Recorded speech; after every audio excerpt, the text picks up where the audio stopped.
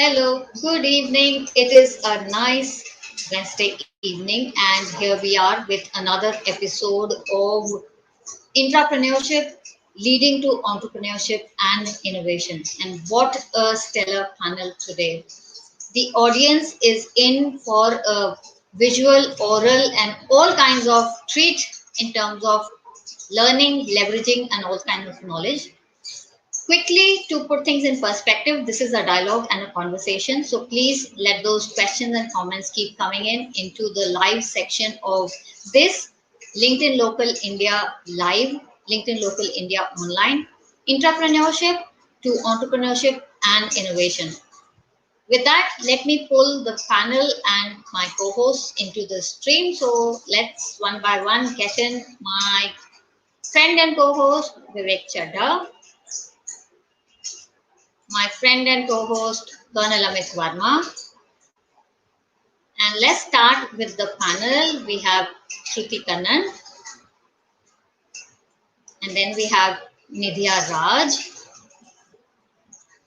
We have Gulzar Azad amongst ourselves. And last but not the least, my dear friend, Vineeth John Abraham. Here we are.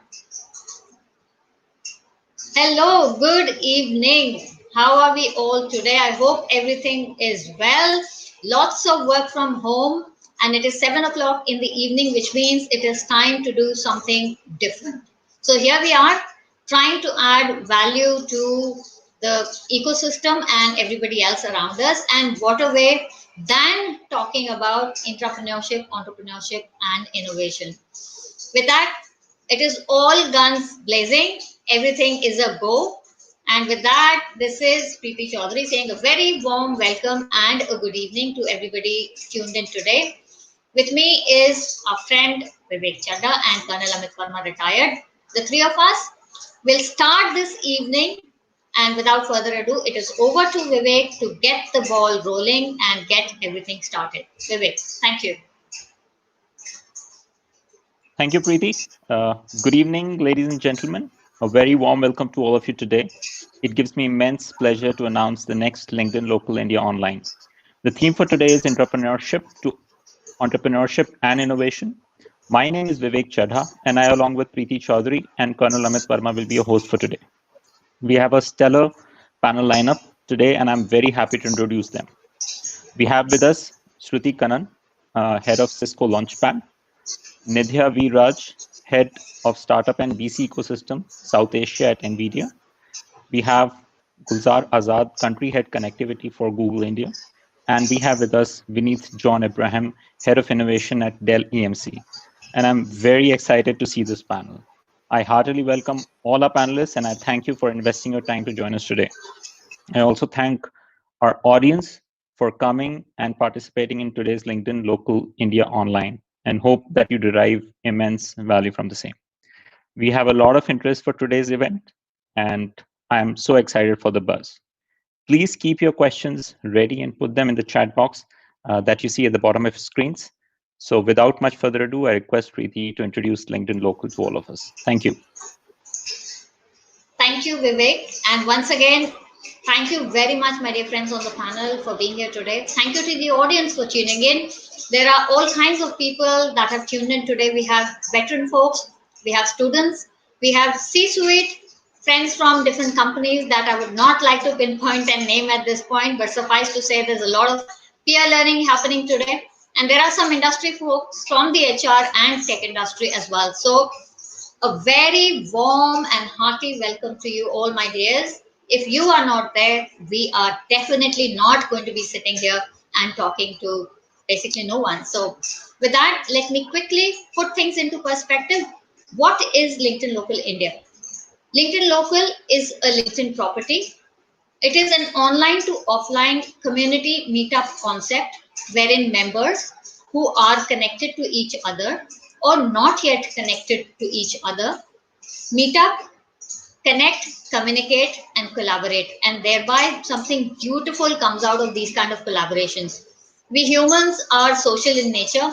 Physical proximity is very important to us. And in the last 6 months, have actually put all of that in perspective. So the entire LinkedIn local movement is all about providing a platform to get to know the humans from behind their LinkedIn profiles. Now, with the kind of situation and times we are living in, what has happened in the last 6 months is all that we have moved this entire process back to online. So it is an OOO concept at the minute: online, offline, back to online. Foreseeably, it will be a hybrid model that we foresee happening. So it will be part virtual, part physical. A lot of learning together as a community, connecting together, communicating, collaborating. That's what this is all about. And precisely the reason why we are here today as a community, LinkedIn Local India Online and LinkedIn Local India Live, to learn from these experts and friends who are here to talk to us everything about intrapreneurship, entrepreneurship, and innovation. We will get to that in just a minute, but before that, it is my pleasure to invite my dear friend Colonel Amit Verma to introduce himself, and then I will get the evening rolling. Amit, all yours. Thank you.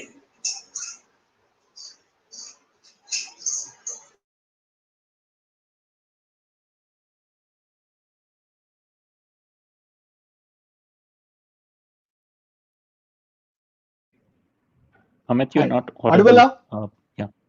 Yes. Okay. Well, tech always gets the best of us. Since March, I think this has been the reality with everyone. We have been on so many Zooms, so many WebEx calls that you forget when the mic is on, when it is off. But it's been a ride. It's been a thrilling ride. And for many people who love exciting times, I think you cannot have asked for more exciting times. It's almost as if somebody picked us up and chucked us over a cliff. Some of us had wings, we flew away. I'll call them the entrepreneurs because they had support from the family, from the company. The entrepreneurs created those wings as they were falling from the cliff, and then they flew away. The innovators are the ones who are going to fall to earth and bounce back and still somehow keep the things going because they will find a way. And that is the way to get beyond a crisis, by not giving up, by finding a way when nobody thought one is possible. I retired last year in December. I could never have prepared myself for a crisis of this magnitude. I've seen crises, they were fun, but this one is no longer fun. We are now wanting to get back to office, and the conversations that we are having now are more to prepare about the life which will be coming up beyond. Excited to participate here. Thank you, Preeti. Thank you very much, Amit, for those words. And indeed, these are very exciting times. Personally, for me, I'm a glass half full person. So it is all about opportunities rather than obstacles in the last 6 months. And in the next probably 12 to 24 to 36 months, notwithstanding. I'm excited about all the innovation that is happening around, from little communities, from mom and pop shops to digitization of small businesses like milk and flowers and pujawala flowers, and so on and so forth. There are so many use cases that we can talk about innovation. But let me not be the expert here, because I am not. I'm part of the ecosystem. That's precisely the reason why we have these folks over here. So let me invite the first panelist for today, who is none other than my dear friend Sruthi, who is the head of Cisco LaunchPad. Let's hear from her in terms of what are her views on the entire piece of entrepreneurship, of then moving into entrepreneurship, and how innovation is done from a personal, professional, and every other nuances and views that she has been seeing for the past so many years. Over to you, Shruti. Thank you very much. Thank you, Preeti, Vivek, and Colonel. This is a wonderful opportunity, a very nice platform for all of us to come together. Thank you for facilitating this in the first place. Opportunity does knock us sometimes, and it definitely is in our DNA to kind of capitalize on that. So I'm very happy that I did it, just like I did about a decade ago, or more than a decade now, when I decided to take up a role in an MNC versus a startup. I chose to take a role in a startup. And to my good fortune, the startup was doing pretty well in the mobility space, and Cisco decided to acquire it. And that's how I kind of ventured into the Cisco ecosystem and have been part of this a very privileged company, which is now even voted as the top most workplace for women.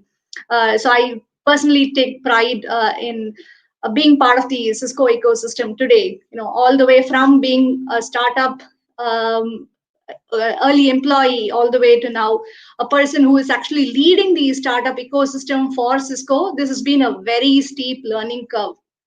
And again, to my very good fortune, all of this learning curve is indeed continuing. Just like Colonel just said, all the cliffs and the new challenges that come to us each day, and the newer innovations that the market throws at us. So it's indeed our opportunity that we are trying to capitalize on, both from the internal perspective as well as outside perspective. So at Cisco Launchpad, what we essentially do is, we being a techno business accelerator, we closely engage with the startups, with deep tech B2B startups in enterprise digitization and in futuristic technologies. And we try and help them with all possible business and technology mentorship that we can from Cisco, and help them to scale up, help them to gain newer markets, give them better visibility. But one very important thing that I must tell you, as we drive to on this co-innovation journey, as we thread along with these startups, the most important pillar that I strongly lean on is the Cisco experts, the intrapreneurs, as we can also call them, because they are one of the very strong pillars that are the guiding force between us and the startup. We probably are the routers and switches at Cisco, because we are essentially leading in and routing these startups to the right people and the right opportunities within the Cisco scheme of things. But the actual work, the actual load is carried on by the technical expert, by the business experts at Cisco, who come on, don that entrepreneurial hat, and work in tandem with these startup entrepreneurs. I would also, fail in my duty if I don't mention that several of Cisco Launchpad portfolio startups have been ex-Cisco employees as well. So, we've seen that complete life cycle also happen.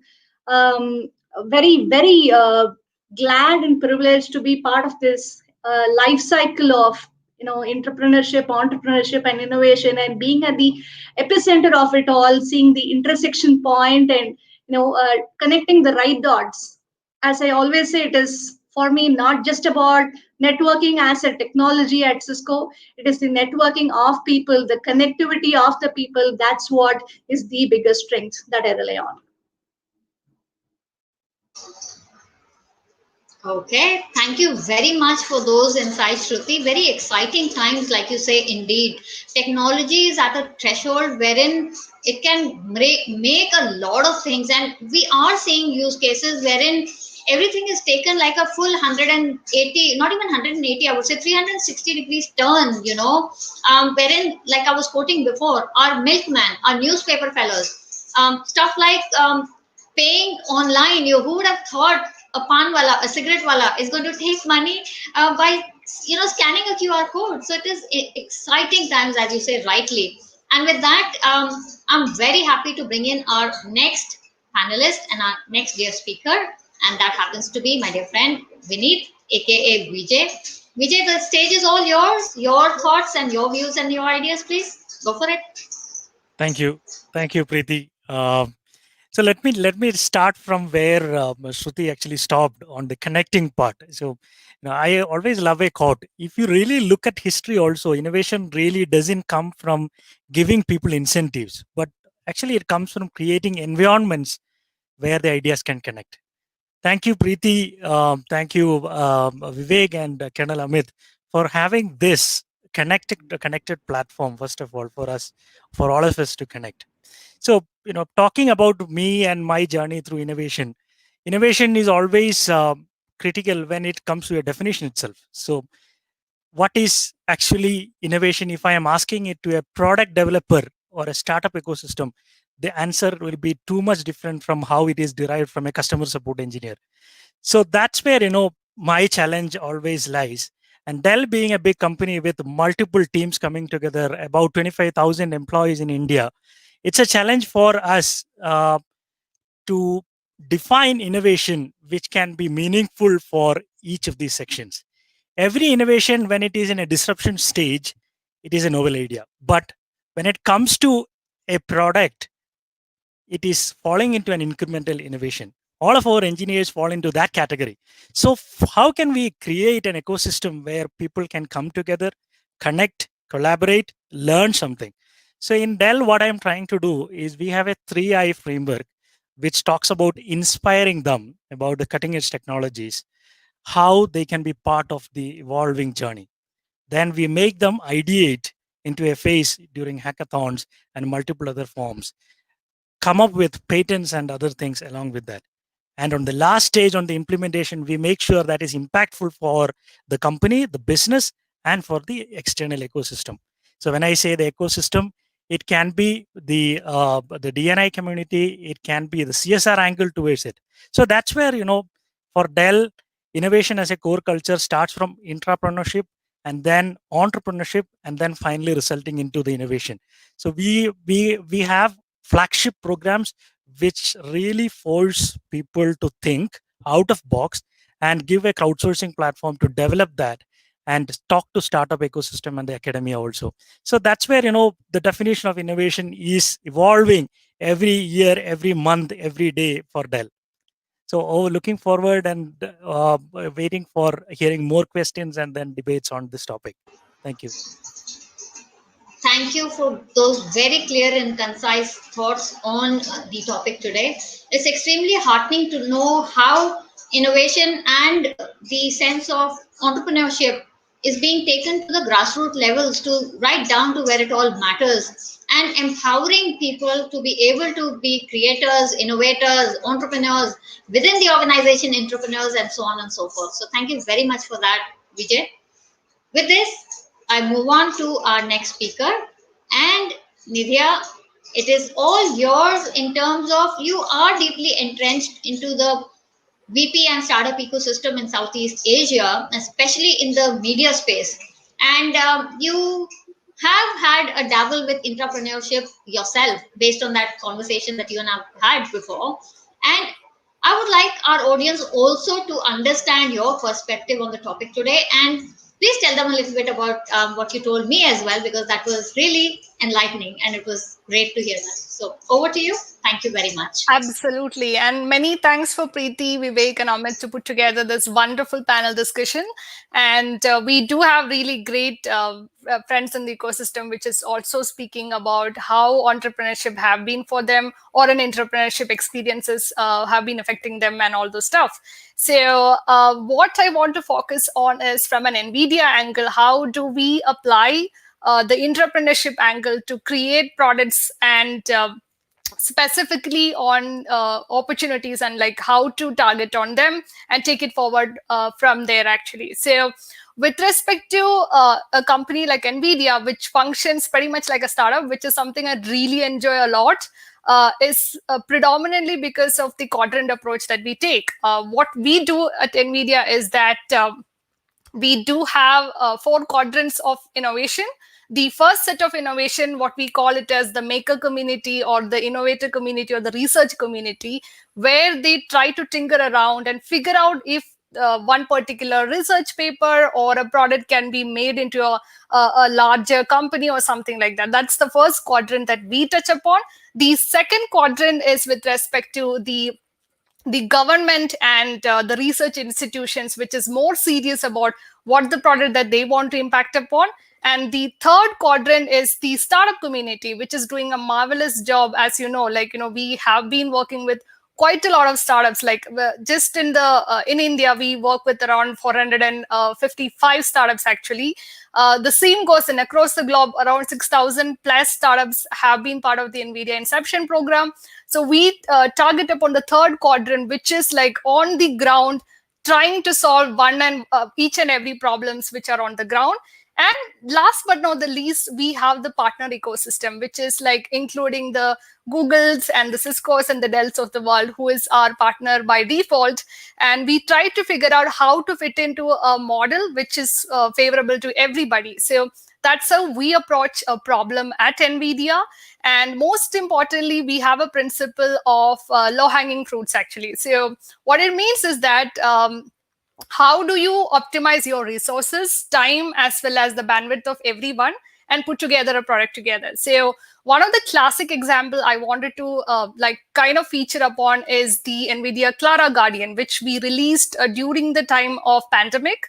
As you know, NVIDIA as a company has been focusing on AI from the year of 2012, because we have been known in the ecosystem as a visual computing company, and we pivoted completely into an accelerated computing company and decided to target upon multiple industry segments, which is like healthcare, automotive industries, to retail, to media, to you name anything. AI is cutting across every other segment. So during the pandemic, as you know, there was a lot of things which was moving around. So quickly we were able to put together multiple initiatives to make sure that the innovation is touching upon a lot of people and creating an impact. So the Clara Guardian, as I was saying, is a product that we try to put together to ensure the safety of humans, which are in the front line of the work, like from the hospitals to the a public place to everywhere. How do you ensure the safety of such human beings by integrating both intelligent video analytics as well as the natural language processing? Put together, we created a product. So that's how fast, like it was literally within under 40 days we were able to put together this product. So it was quite hectic, but at the same time it was very interesting to see how all the team came together to say that let's do something, because the world is going through really difficult time. How do you make use of this particular situation and make sure that we create an impact that we want to give it out to the world? So it's a big mix of both, actually. So there is a need of the hour, plus there is also an impact created. So if both is collaborating together, that's the best innovation you can ever create. So yeah, that's one of the example I wanted to catch upon, but I don't want to consume a lot of time. But do you want to go deeper into it? Just let me know. But that's one of the things I wanted to just cite upon during this panel discussion. Thank you very much. And for me, what jumps out from here is, in adversity lie opportunities. So that 40-day time of scrumming everything together is like true agility, in that respect. So a good team sort of comes together only when there is these high risk and these high adversity kind of situations, and that's the hallmark of a team that delivers, that they do with minimum supervision, taking ownership and showing the world that yes, it can be done. So kudos to that. Thank you very much for those insights, Nidhiya. And now I'm really excited to hear about Gulzar's journey, because he's had a very checkered career. I've known him for the past almost a year and a half, 2 years. Some amazing innovative work going on there. Let me not give out anything more than that needs to be done, but I'm looking forward to hear from Gulzar all about intrapreneurship, entrepreneurship, innovation, from A to Z and everything else in between. Thank you, and over to you, Gulzar. All right. Hi, everyone. Good evening. I hope everyone is doing, a healthy time, a safe time, and also, are able to make progress in their lives, in their personal lives as well as professional lives. It is a very interesting, challenging, and a world-changing event going on around us. Not only is this grave in some aspects, but also I think it will have a profound impact throughout this lifetime that we will see. So I'm very glad to be here. I think this is one of the first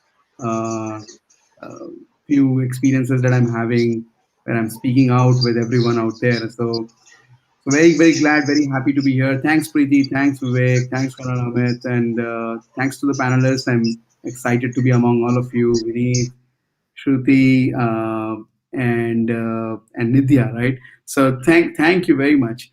for this opportunity. As I was thinking about your topic, entrepreneurship, and innovation, and I was also hearing our panelists talk about a lot of what's happening in their organizations as well as how they're interacting with it.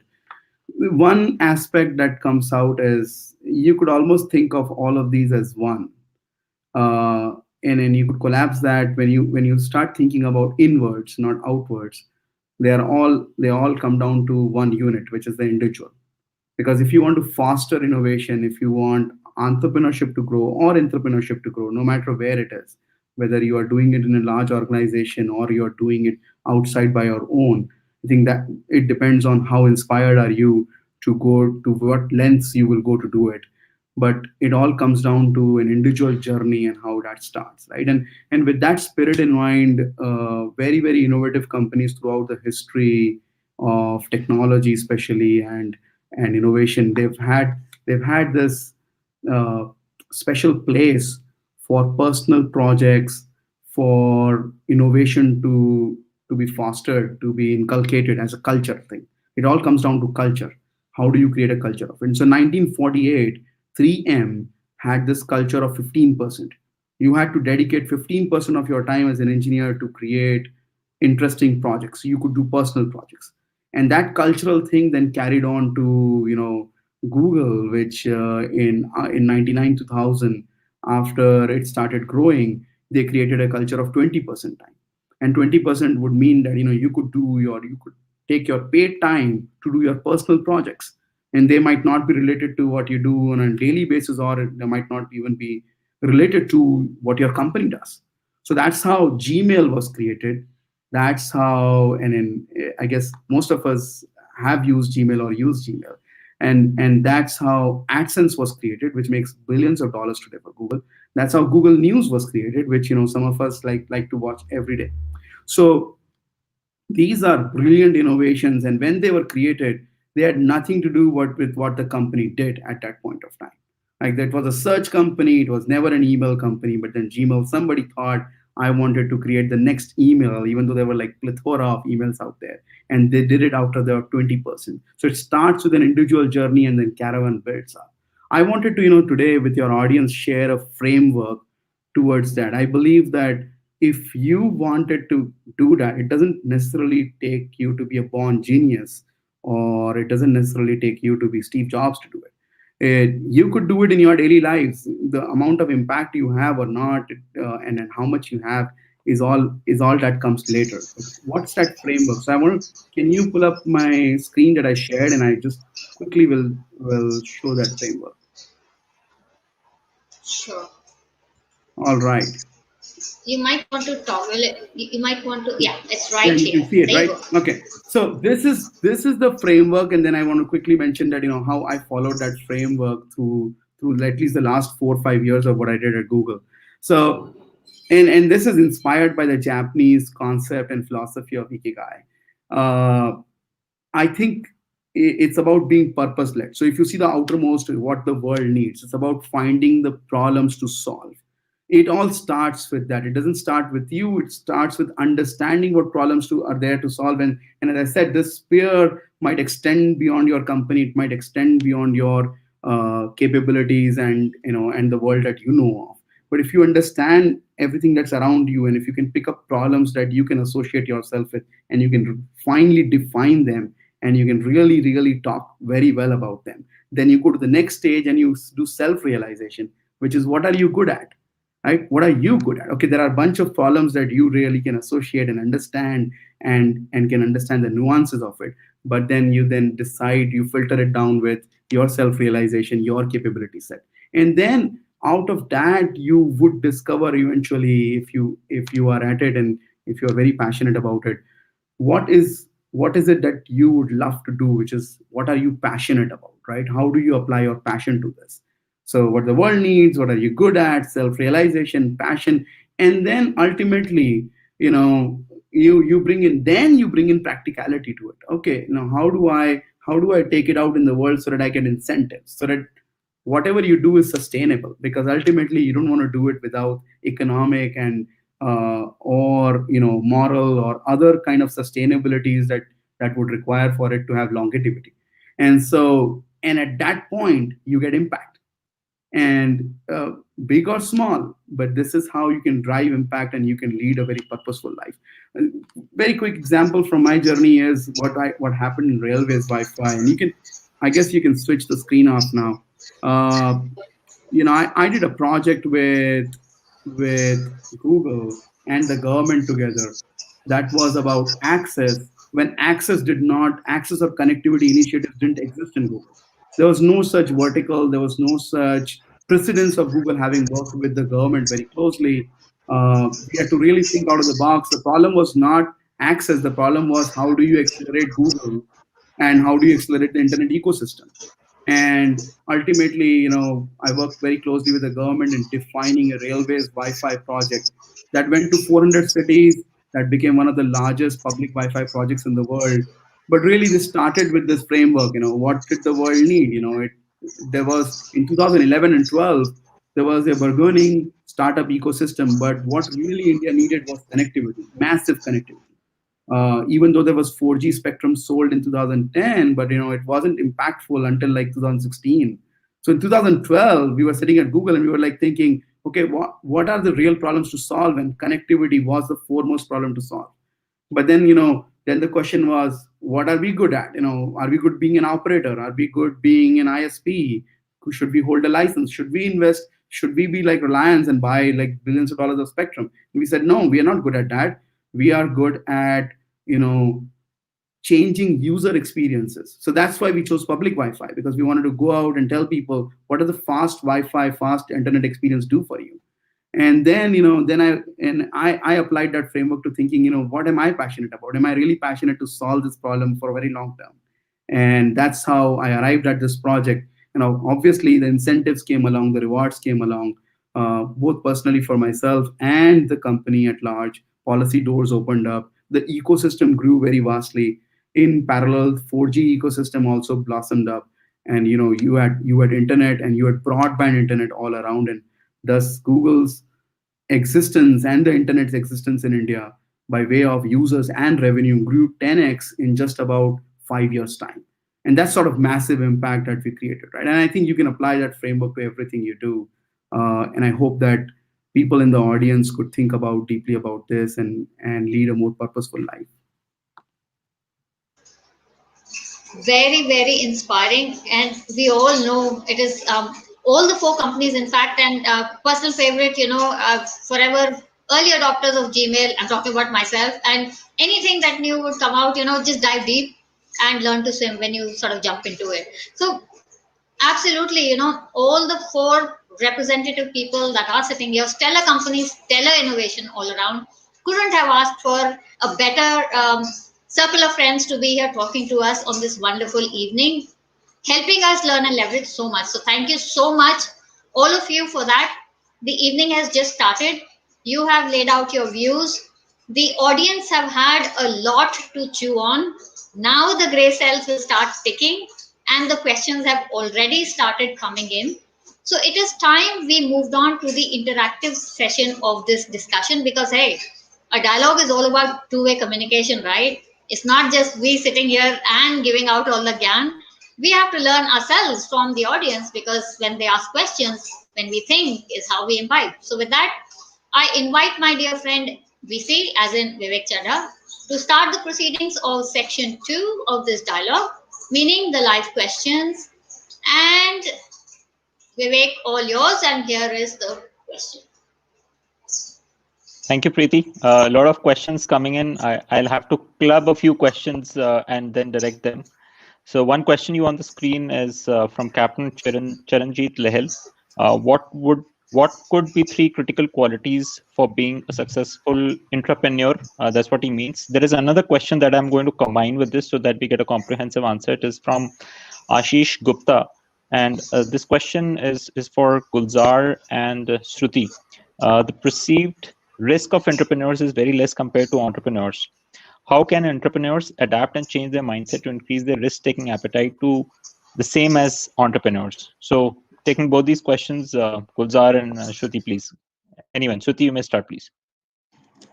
Sure. I think, again, to address both, I'd probably give out a 3C kind of an approach.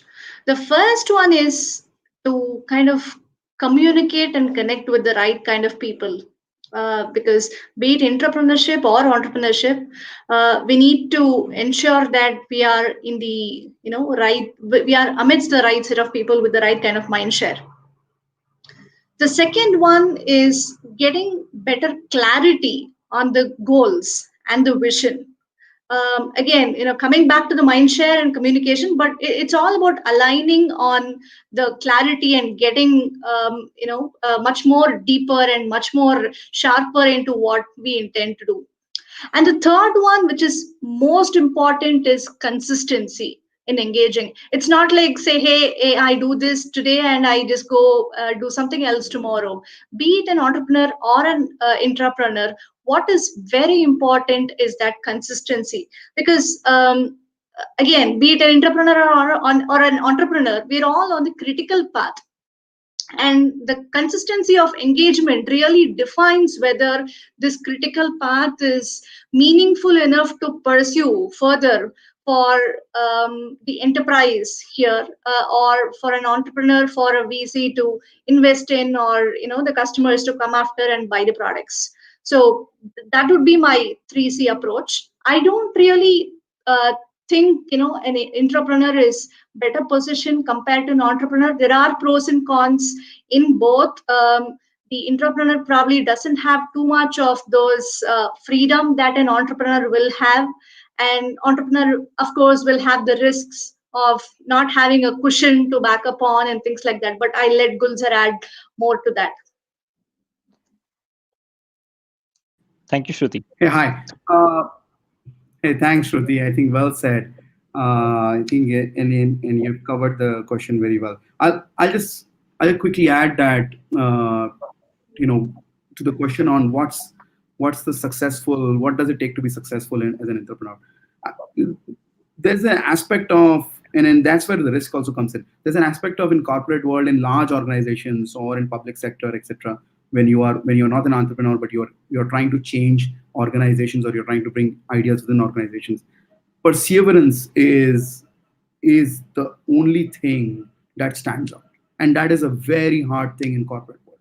When you're in a job, the practicality of being a job is that you get several opportunities, you get several projects. Your manager wants certain things from you. Your management, not just your manager, your all levels of management want certain output from you. You're driven by quarterly or yearly goals.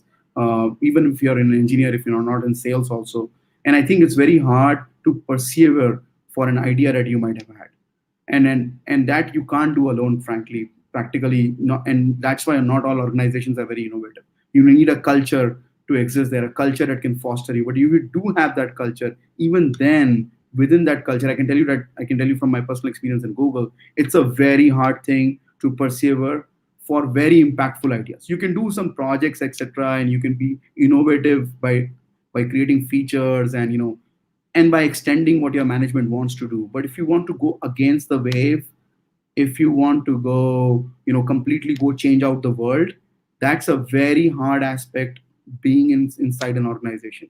Like, how do you change? It's like whether it's a political party, for a very different example, or whether it's a large organization, changing from within is always hard. So perseverance is number one aspect of it. The rest, I think the rest can come across. But if you're asking like, how do you want to be innovative, then that's a very different thing. If you want to be innovative, and whether it's an entrepreneur or entrepreneur, I think the only aspect is go out and get experiences.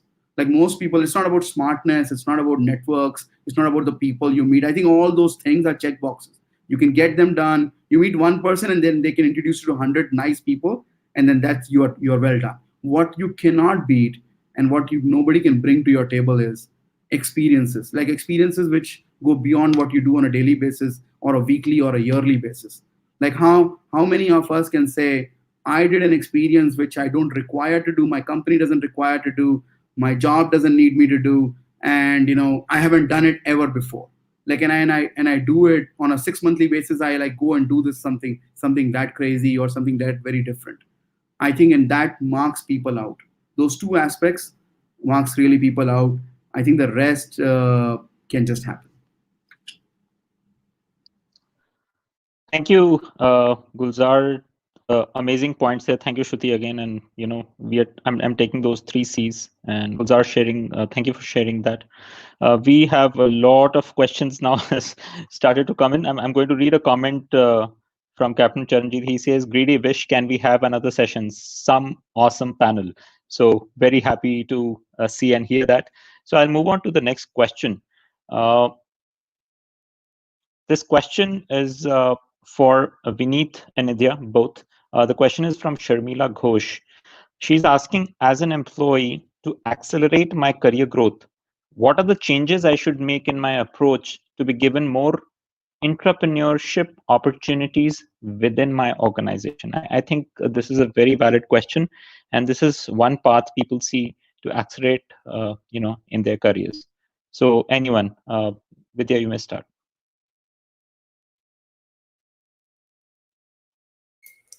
Yeah, so I'll just take that actually. So one of the things that at least personally helped me is to set the expectation with your manager very early on in your career, like, or whenever you get a chance to talk to your manager, make sure that you do communicate it very well, that what exactly inspires you.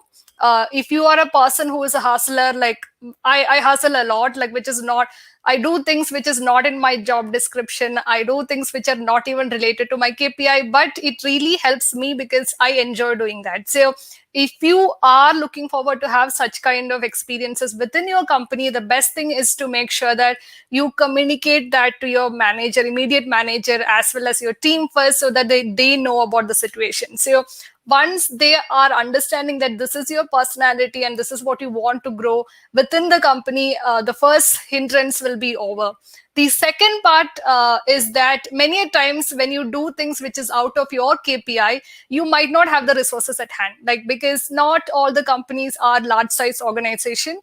So because NVIDIA as a company, we are a very small sized organization. The executive team in here is very, very small. So all of us, what we try to do is that we create allies within the organization. So let's say if I am more passionate about healthcare, or if I'm more passionate about autonomous vehicles, the first thing I have done when I joined NVIDIA was to be friends with the people who are in the departments which is leading such innovations, and made sure that, like, I was very clear from the very beginning, saying that I want to be part of so and so things, and volunteer my time. So best thing is to divide your time into 80-20. So there is this wonderful thing of many organizations follow that actually. So 80-20 rule is where 80% of your time is dedicated for your KPI and the job description, whatever your responsibilities are, and 20% of the time you can pursue things which are not really under your purview. So there you can purely dedicate yourself into what you want to become. Let's say if you are currently doing a managerial position and you want to move into a technical thing, obviously you can definitely make that move slowly by dedicating the time or bifurcating the time accordingly actually. Then another thing I wanted to touch upon is because in the comment section I did notice about the conflict part. So, and it's quite natural. So this mostly happens in smaller organization, because people might not like doing extra work, right? So nobody likes that. So just because you are passionate doesn't mean that the rest of the team will support you, because they might have to take out their personal time to actually support you. So the first thing which came to my mind is that how do I inspire people to believe in the idea that I have, like, because everyone in this world is motivated by small things. It's not like I want to make so and so money and anything, but it's a lot about the impact that you create, because humans are always driven by that. So you need to find that people to talk to them, not just about, hey, listen, I want to get XYZ thing done. Like, so talk to them, understand them, what motivates them, have a personal conversation with them. It really helps actually. So that's the best thing that you can do to set forward your career, and then figure out like the entrepreneurship opportunities. I hope that clears, but yeah, that's pretty much about it. Thank you so much for those points there, and very, very valid advice, Sharmila, for you. Vineeth, please. Thank you. So yeah, I was also thinking, like, how can I add more points, because Nidhiya has covered almost all the points which came to my mind. So I would like to touch base on one example. So most of the engineer's life is like a bigger pipe, so which water flows. So every day we come, we do the same thing. We will keep flowing. So, but it depends on us if you are going to put a filter at the end point of the pipe. So if you see that filter, you'll be able to see much more things coming out rather than water. So it is, the innovation starts from us. So what we have to seek and what we have to achieve. So that point should come from within. So in a bigger company, what we have seen, at least with Dell, we have multiple forums to have innovations. The communications will be there, but people don't really look at what is that happening in the innovation side or even on the product innovation side. One example I can highlight is we have a crowdsourcing platform where volunteers come together and incubate. So we create entrepreneurs there, and ultimately, we create the entrepreneurship also there, and innovations coming out. So many a times what we have seen, we launched a project for 2-3 volunteers to come together and work on a healthcare project. It was a startup within itself. Almost 90% of the employees didn't actually see that email or the communication which was flooding around. Now, if you see, that project is Government of India's Ayushman Bharat, or Dell's Digital Life Care, what we call. It was created by a passionate employee team who spent their volunteer hours of 1 hour per week, and then they started. Now people are asking, oh, we didn't even know. How did you create that platform? So we didn't see the communication. So it's all coming from within, right? So that is from an engineering perspective. Second perspective I would like to point is for the leaders who would like to have innovation in the organization. Bill Gates always used to say one thing: if you really want to have innovation, you get hold of the laziest guy, because he will find shortcuts. So I also believe that. So like, if you are lazy, you will tend to find automation or a process improvement in what you're trying to do. So get hold of your laziest guy in your team. You may have ignored him, but get to him and try to understand what is the process innovation you can bring in. So these are the 2 points I can suggest. So one can be purely for the engineers, and second can be for the leaders who are the perspective of the Thank you, innovation Vineeth. leaders. We'll have to be very careful while choosing the lazy person. So great advices there. Thank you so much. So over to you, Amit, for the next set of questions, please. Thank you. Thank you, Vivek. Preeti, if you could get Aditi's question. Yeah, we have that. I think I'll pose this question to Nidhiya. What Aditi is trying to find out is, how do we foster a culture in enterprise and medium-sized organizations? So what she's sort of aiming at is that there are places where entrepreneur or even intrapreneur may not be encouraged. There will be inertia, there will be resistance to change. How do you get beyond this? All right. So that's a very valid question, actually. So, and I'm glad that people ask, because I have been in situation, because sometimes so there are organizations whose primary priority might not be innovation. That's mostly because they themselves have not figured out their business model to have a luxury of time dedicated for employees and foster them. So the best thing that you can do is not find the entrepreneurship within that organization, but always find other ways to get yourself involved in projects which make you happy. So I would not pressurize anybody or put in this utopian world of innovate within company. That's sometimes it's not the solution. The best thing is, if your company or the medium-sized company's primary targets or primary path is not towards that, it's okay not to focus your entrepreneurship within that company. But there are other opportunities which you can actually explore, like during your weekend time, and make sure that you don't lose out on the entrepreneurship opportunity. So that's the first thing which came on top of my mind, because I've been in that position. So I would really recommend that, actually. So yeah. Coming on to the next question now, Preeti, if we can have the one which is coming. Amit, yeah. Amit, sorry, Vineeth wants to add something here, please. Yeah, Vineeth, please go ahead. Sure, thank you. So, that is a very fundamental question each of our leader will have. How can you have that kind of ecosystem? Or, I love to call it as DNA of innovation. So, do you really have the DNA of innovation in your organization? Do you really have a platform where anyone can come and talk about an idea? Be it, as Gulzar was pointing out. So, do you have that 30% or 20% of extra time? And do you have that culture in your company?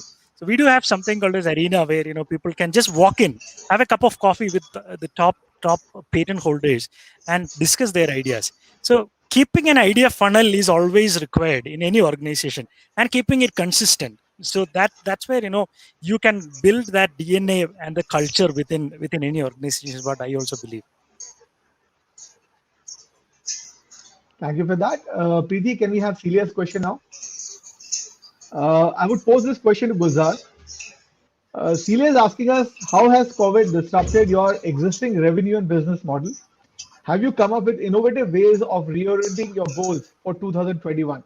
I think where she is getting at is that if everything was going on pre-March, would we be innovating as fast? And now that the year is almost through and Christmas is coming, what are your thoughts about that? And I would like to add, even Shruti wants to add to that, please. So over to you, Gulzar. I actually wanted Shruti to go first because I think she put her hands up on answering this question. Okay. I think it's better addressed to her. For sure. Shruti, Ladies first. Awesome. So I think the COVID has not really said, hey, I'll treat enterprises differently or startups differently. It's like we're all in the same basket, in the same bucket. So we've been treated, even as enterprises, we've had the same treatment. We have been impacted as much. So I will share a couple of tips that we have undertaken, and I personally have resorted to kind of combat this from our trenches. So the first one is, kind of go back and strengthen the foundation. Whatever we can to solidify this situation, however we can capitalize this current situation to solidify our foundation. I think that's the first approach.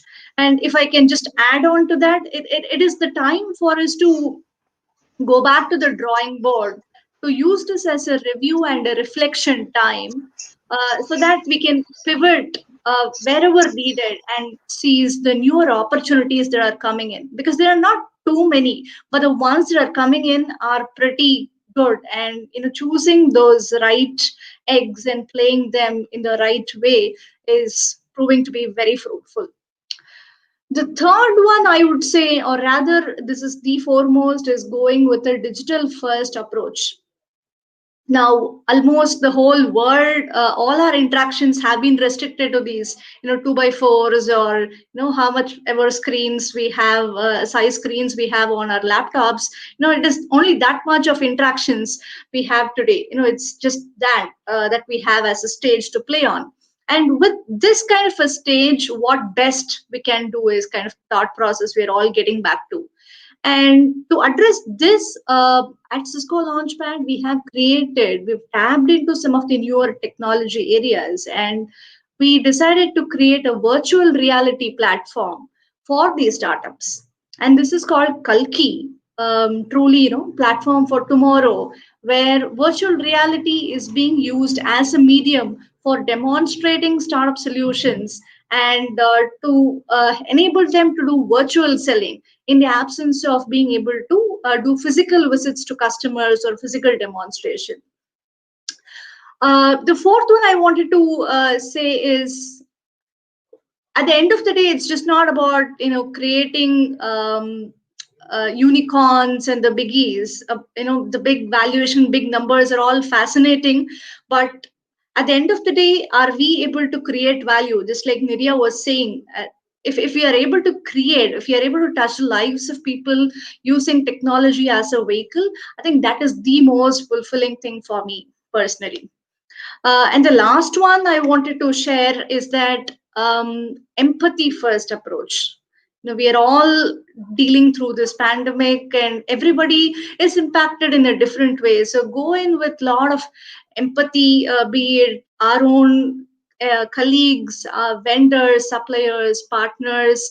I think that kind of an approach, which is completely virtual and based on mutual trust, is what is working great for us. Like, Helen Keller says, together we can do much more.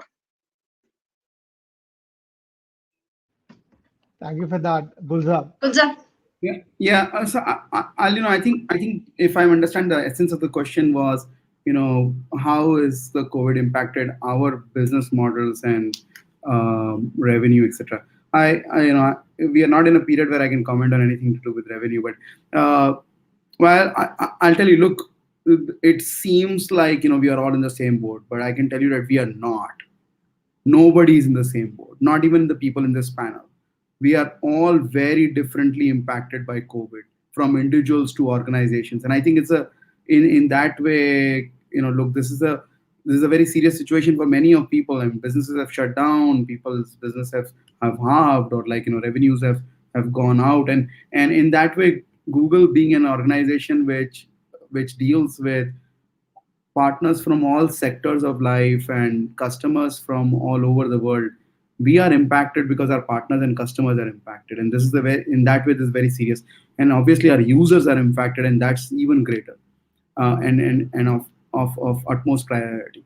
So in whatever way we could, as an organization of whatever strength we have tried to respond to it. And I think that's the best way of this. Like, use this as an opportunity to be very responsive to your customers, to your partners, to your users.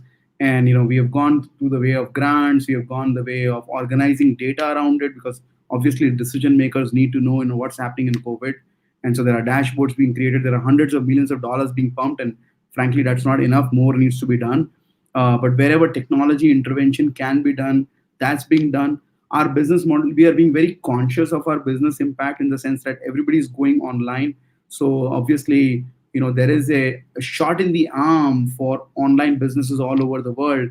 At the same time, the revenue models depend on offline businesses. The revenue model depend on brick and mortar businesses as much as they depend on digital businesses. So we are all impacted in that way, and we are being very responsive of it. I think the right thing to do is to develop lots of sensitivity towards the fact that everybody is very differently impacted. Again, at the cost of repetition, we are not in the same boat.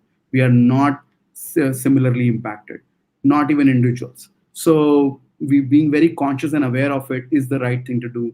Developing empathy towards as Shruti pointed out, towards your customers and partners and users is the second thing to do.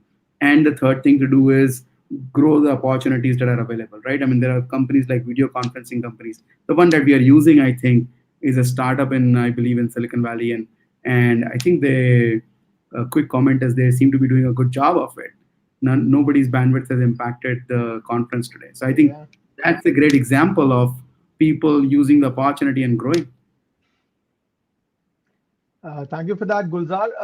Preeti, if you allow, one question that I would like to pose to the panel. We are definitely not in the same boat, because I agree with Gulzar completely. Everybody is impacted differently. And the bottom line is where the impact is. Anybody with deeper pockets, with better access to capital, can monetize their ideas better. Whereas there are innovators who do not have access to these resources. So in that way, do you think the crisis is creating pockets of influence and denying them to others? Because if everything is happening in tier 1 cities as it was before March, now do you think it's much more liberal that online innovators in tier 2 and tier 3 cities can also pitch their ideas and find better acceptance? Your views. I'll start with Vijay.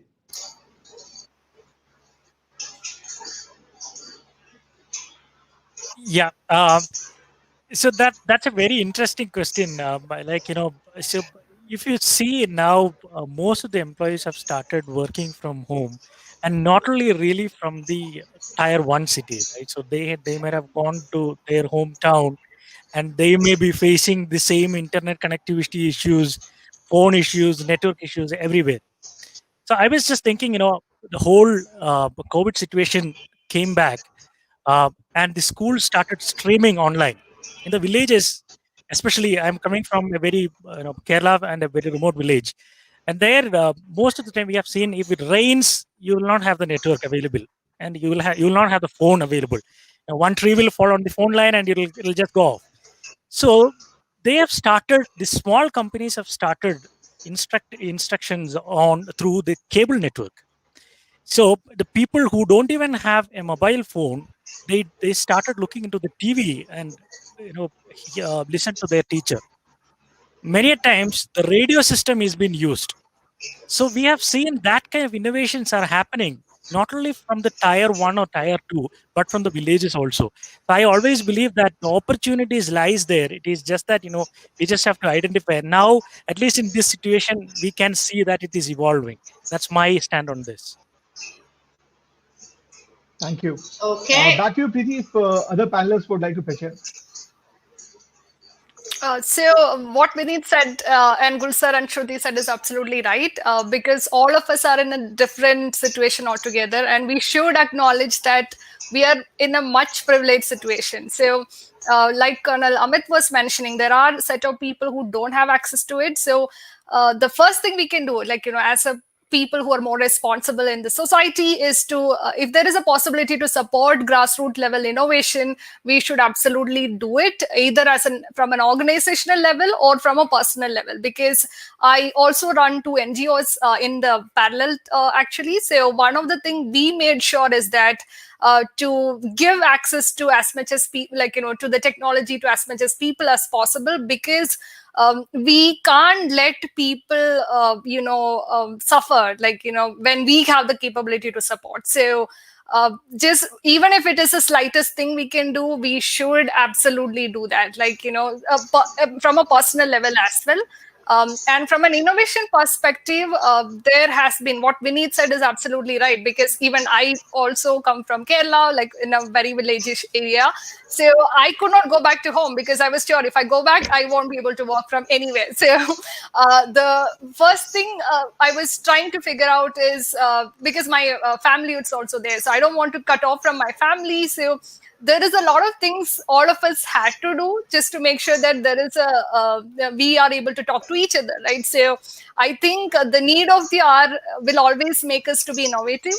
Innovation will never die, no matter whether it's tier 1 or tier 3, wherever it is, it will still sustain.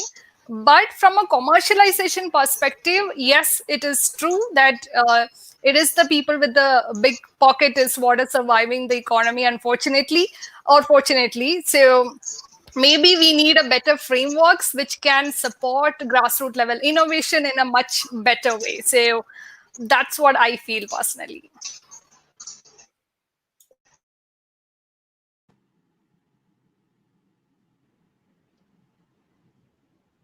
Thank you, Nidhiya. I think Preeti has gone offline. She'll be back. Okay, so we are. Pardon me. Go ahead. Yeah. No, that's fine. I was just going to say, if you have a minute, I'll come in, but otherwise, please, Gulzar. Go ahead. Covered. All right. I was excited at the prospect of the question. I think I love the question because it goes into what's happening to us personally as well. I mean, I'll give everybody who's listening a very quick example. When I landed in the lockdown in a different city from where I live, and experienced this this very weird thing that we went to a house where we weren't staying for a long time, and I had to open the house and get everything up. We did not have a network to start with, and then we got some basic connectivity, and then I was struggling for fiber connectivity. And the funny thing about that is, I had connectivity initiative at Google. I set up Wi-Fi at 400 cities by way of railway stations. I couldn't go to the railway station. Obviously, during the COVID, I got locked down, and I didn't have fiber connectivity for myself when I had solved it for 5 years across India, across the 100 million people or so. And that gave me the thought that how big is the divide that we are facing right now, and it's a very serious divide. Your question, Kannan, I don't think so. Look, there is an opportunity to flatten the world, but the reality is that the divide has sharpened right now, and we don't realize it as much because we are so much online. I think if you can imagine a cartoon that somebody sent me on WhatsApp, it had a child who was taking an online school inside home, and then there was a have-not child who was standing outside the window and watching him, and then the title was, the world has become flat, but it's not actually. So I think we do have to keep that image in mind and do much more than what we are doing today, and that comes back to leading a life of entrepreneurship wherever we are, and being more purposeful. So, Thank you, Gulzar. Yeah, Preeti, please. thank you. Yeah, thank you. Personally for me, now really quickly rapid fire, because we are anyway over and above our 60 minutes. And here is one submission to the audience today. Please pardon us, humanly impossible to take each and every question. That is what LinkedIn is for, people. Please reach out to the panelists, write a personalized note. Do not do that lazy work of just hitting connect and off it goes. Please reference the session today. They'll be more receptive to listening to you. Reach out and dive deeper into those further questions. For now, to close this, rapid fire, couple of sort of advice for the people in terms of anything that you want to pick up from maybe entrepreneurship, or innovation. I will start with Nidhiya. Anything that stands out to you in terms of opportunities, and not more from the obstacle standpoint, more from a glass half full sort of a standpoint. Nidhiya, and then I'll take rounds. I'll come to everyone. Over to you, Nidhiya. The first tip is to keep an eye out for the most low-hanging fruit, where the effort is less and you can still achieve your goal of achieving the result, actually. So keep an eye for the low-hanging fruit is the first advice I would say for the innovation. And All it really right, sounds thank you. like So, that. absolutely. Thank you. Very quick, and that was really concise and to the point. With that, I come to Vijay. How about you, my friend? Yeah. So I have a different perspective. For a leadership angle, start celebrating failures. For an engineer, be ready to be failing. So and fail fast quickly. That is the advice which I can think of. Brilliant. And I totally believe in that, fail fast, fail often, fail forward. That's the only way, really, that you can learn. With that, it's over to you, my dear Shruti, for your tips and tricks, please. Thank you. One moment, please. Yeah, I think my call to action would be, to connect, collaborate, and conquer. Okay. Brilliant. I mean, the three C's, the three C's seem to be playing a Yeah, I think it is probably a very good coincidence. Maybe coming in from Cisco, there's a lot of C's coming in today. Yeah. But if it can help us cross, the 7 C's and the multitude of challenges coming towards us, nothing like that. Absolutely, because even I was talking about connect, communicate, collaborate, and here you are talking about 6 different C's, so that's like 9 now, which is brilliant. Last but not the least, my dear friend Gulzar, it is over to you. Your 2 bits about tips and tricks, or a CTA, a call to action, please. Over to you. I think if there was a takeaway from our discussions that I could offer for us all, is for everybody to develop their own PE multiplier, right? Perseverance into experience multiplier. And I think we all know how to do our own measurements and how to reflect on ourselves. If you want to do that, I think you will be differentiated and you will excel. And I think the gradient of that multiplier will be decided by what you call paid forward. So you need a multiplier and you need a gradient, and paid forward is the way to increase that multiplier to altogether new level. Brilliant. Nothing like giving back. Absolutely. It is all about that in the end, because that is where it all matters. Like Nidhiya says, go to the grassroots. Vijay said, and Shruti also said, it's all about what you can do for the community than what your community can do for you. So with that, I think brilliant insights, amazing discussions. It is time for all of us to say a big thank you, first of all, to the audience for being here with us for a good 70 minutes today. Thank you to our dear panelists for indulging and engaging with us. Thank you to our streaming partners, Echo Events, to our digital partner, Reboot Digital, to our event partner, Explara platform, and our link management service, easily. Thank you to my dear co-hosts and friends, Vivek and Colonel Amit. This is Preeti Chaudhary signing off from LinkedIn Local India Online. Intrapreneurship, entrepreneurship, and innovation. Until next time, do take good care and stay safe, everybody. See you soon. Thank you.